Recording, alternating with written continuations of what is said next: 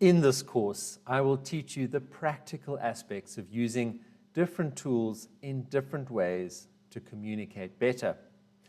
You will also learn the different contexts in which you communicate, such as one-on-one, or to a large group of people, or to a smaller group of people in a messaging context. But regardless of what tool you use to communicate, or for what purpose you use it, there are some powerful principles of communication that you can use to be more effective, regardless of where you communicate, who you communicate with, and what you communicate. The first powerful principle of communications is storytelling. People are social beings. We are not just human beings, we are all being human.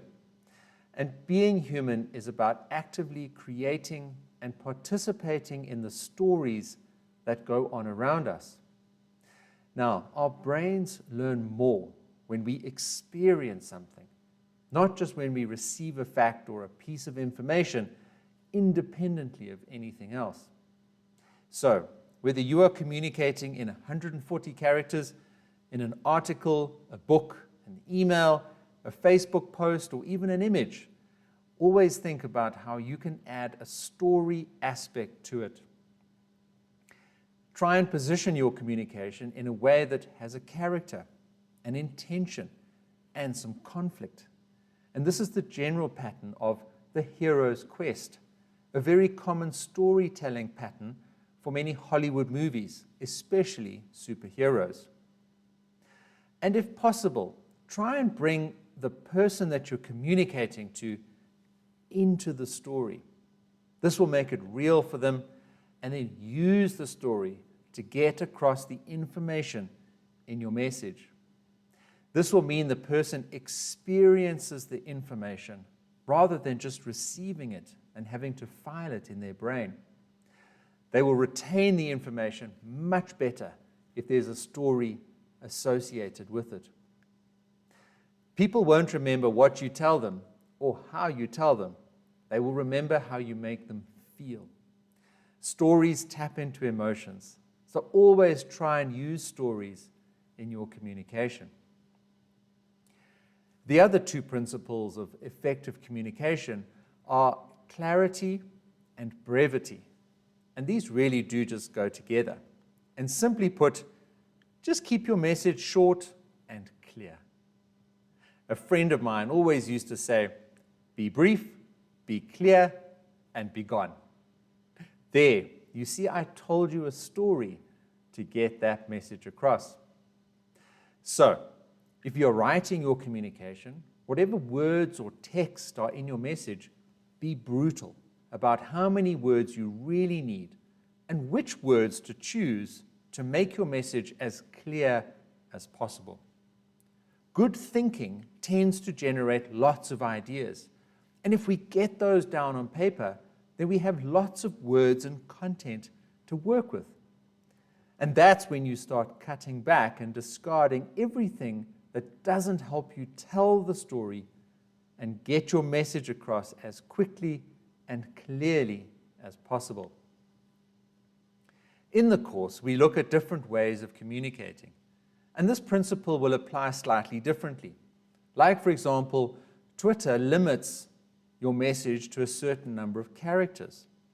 Instagram doesn't allow links in the message. And the problem with emails, well, it's just simply that there are too many of them. So, brevity in Twitter might be slightly different from brevity in an email, or in a WhatsApp group, or on a Facebook post, for example. Clarity in an image on a poster could be different from the clarity of a promotional picture of a product that is properly cropped and zoomed in and well lit to make it clear what you are selling and how you are communicating its features and value proposition. But in reality, the most common issue you will face, especially in the workplace, is how to make emails meaningful, especially emails that go out to groups of people. Now, I apply the preview principle. Most people look at their emails using a preview pane on the right or on the bottom of their screen. Now, if you can't get your message across in that space that they give to see your email, and if it's not clear and brief, then that person probably won't read the rest of it.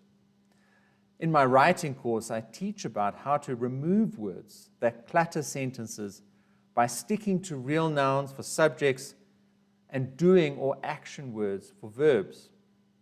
When you write with abstract subjects, or if you nominalize verbs, then you tend to have lots of extra prepositions, extra words in your sentences, and these make them wordy and long-winded. And of course, you can use a tool like Grammarly to write better. It will just point these things out as you go along. So, whether you are saying a speech, speaking up in a meeting, writing something, an email, or posting something, a Facebook post or an Instagram post, messaging in a group, or doing any form of communication, remember these 3 principles. Tell stories, be brief, and be clear.